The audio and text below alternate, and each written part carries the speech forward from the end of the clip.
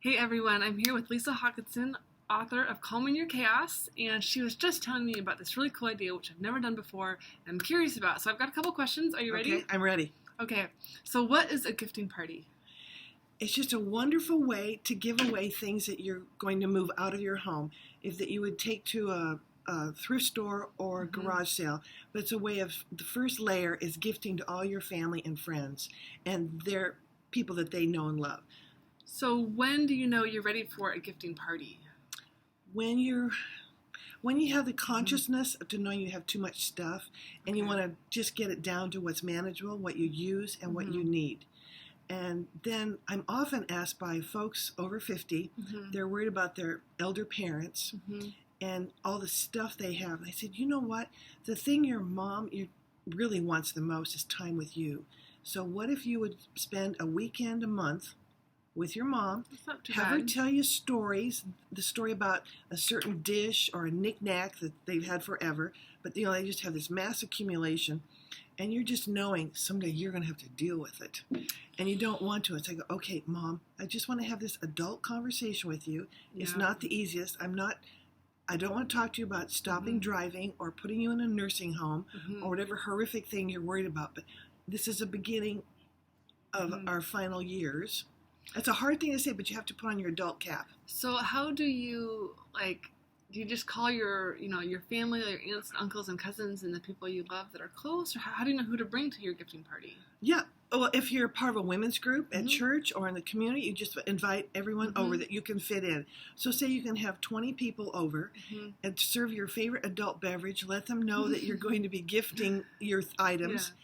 And so you're going to say, please come and see what I have that you might like or that you might like to gift to someone you know. So, and are we buying it from you? No. It's a gift. I'm generously giving to you. I'm blessing you with my stuff. But the most important thing is you're giving the story with why you've had it all these years. That's really sweet. So I did this a few years ago when I had to downsize, and I was mentoring a group of girls who were just out of high school, and they were going off on their own. And so I gifted them casserole dishes that I couldn't use. We were going to move aboard a boat. And so it's like, okay, Aunt Eva gave me this dish. I lived with her for years. She was hugely impactful in my life. She always served this wonderful green bean casserole. And someone I was talking with lately about that said, why don't you give the recipe? And I thought, how cool is that? Yeah. So the dish with the recipe would really be nice. Well, so, okay, here's the container. Here's the dish. Is there anyone that could use this or would like to have it? Or do you know someone that you would love it? It's a blue vase, something that you just don't care for anymore and you want to move it on. And so, my daughter-in-law loves blue. I'll take it. Aww. So then your things just go away. So you can have some bags and tissue paper and send things away. So it's a more meaningful way of giving away your stuff and blessing others. Oh, I love that. I can think of, my grandma, both grandmas are no longer with me. And it would have been cool to have had that experience. Oh, yeah. And were you gifted things from them?